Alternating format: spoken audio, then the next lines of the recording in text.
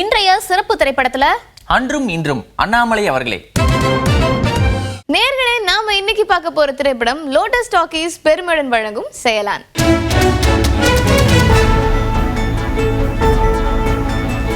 அகில இந்திய அளவில் எதிர்பார்த்த மாதிரி செங்கோட்டைக்கு வழி கிடைச்சாலும் 40லயும் கோட்டையை விட்ட கதையை ஒரு படமா எடுத்திருக்கிறாரு இயக்குனர் EVM என்ஜினியர்.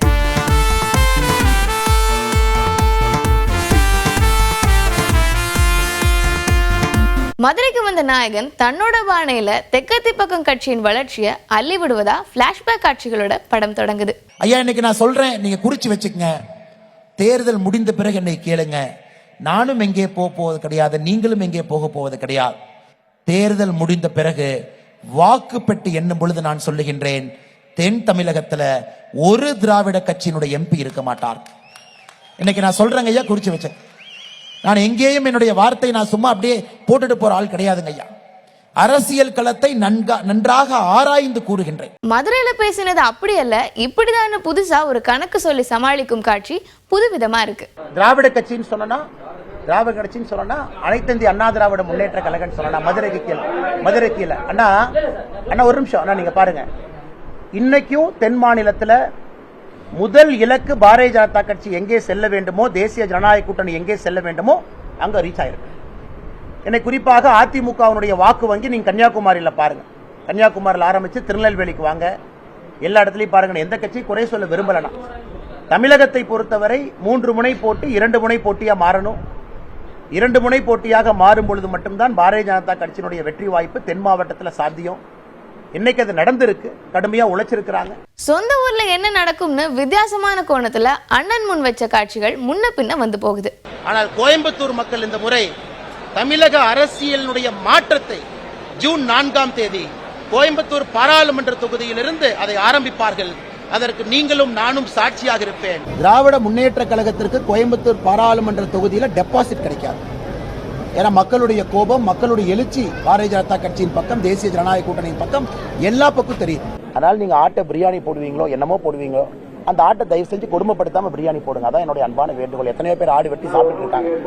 ஜூன் 4ஆம் தேதி இங்க மக்களுடைய தீர்ப்பை மட்டும் நீங்க கோயம்புத்தூர்ல பாருங்க. ஒரு புதிய சரித்திரம் இங்கே எழுதப்பட்டிருக்கும். என்னதான் இவங்க தலைகீழா நின்னாலும் மக்கள் முடிவெடுத்து விட்டார்கள். இதுவே மிகப்பெரிய வெற்றிதான் அண்ணன் கொடுக்கிற விளக்கம் அதிசயிக்க வச்சிருக்கு. ஆனால் எங்களை பொறுத்தவரை வாக்கு வங்கி அதிகமாக இருப்பது ஒரு விதத்தில் வெற்றி.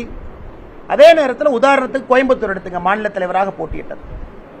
இதுவரை சரித்திரத்தில் வாங்காத ஓட்டு கோயம்புத்தூர்ல வாங்கியிருக்கு. கோயம்புத்தூர்ல அதிமுகவை பொறுத்தவரை டெபாசிட் ஜஸ்ட் வாங்கியிருக்காங்க. 16.6% டெபாசிட், 17% வாங்கி டெபாசிட் ரீடைன் பண்ணிருக்காங்க. கோயம்புத்தூர்ல 10க்கு 9 MLA அதிமுக இருக்கிறாங்க. அதிமுகவினுடைய கோட்டை கோவைன்னு உங்களுக்கு தெரியும். இதையெல்லாம் நாங்கள் சாதனையா பார்க்கிறோம். இதெல்லாம் எங்களுடைய சாதனை. ஆனா நான் இப்போ ஓவர் கான்பிடன்ட், 2026 ஆட்சியை பிடிக்க போறோம். இல்ல இப்போ ஓவர் கான்பிடன்ட், ஆனா இன்னைக்கு ஓவர் கான்பிடன்ட். ஆனா கை தர்றேன், இன்னைக்கு ஓவர் கான்பிடன்ட் தான். இலக்கு 2026 பாரதிய ஜனதா கட்சி இங்க ஆட்சியை பிடிக்கும். பத்திரிகையாளர்களை எப்படி நடத்தணும்னு அன்றைய காட்சியும் இன்றைய காட்சியும் வந்து போவதா கிளைமேக்ஸ் வச்சிருக்காங்க. நான் மரத்து மேல குரங்கு தவற மாதிரி எல்லாம் சுத்தி வரீங்களா? என்னது? நான் உங்கள்கிட்ட என்ன சொன்ன, ஒரு நிமிஷம் சாப்பிட போகும்போது என்ன சொல்லிட்டு போனேன்? சாப்பிட போகும்போது என்ன சொல்லிட்டு போனேன்? மரியாதையா நின்று நீங்க எல்லாம் சாப்பிடுங்கன்னு சொல்லிட்டு போனா.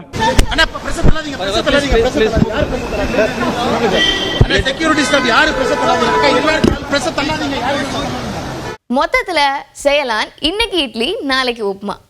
சூரியனுக்கு ஒரு குத்து, தாமரைக்கு ஒரு குத்து, சைக்கிளுக்கு ஒரு குத்து. என்னங்க வடிவேல் காமெடி இல்ல அந்த தென்னை மரத்துக்கு ஒரு குத்து அப்படின்னு சொல்ற மாதிரி சொல்றீங்களே? அது மாதிரி யாருக்கும் பாரபட்சம் இல்லாம எல்லாத்துக்கும் ஒரு வாழ்த்து. யார் சொல்லிருக்கா?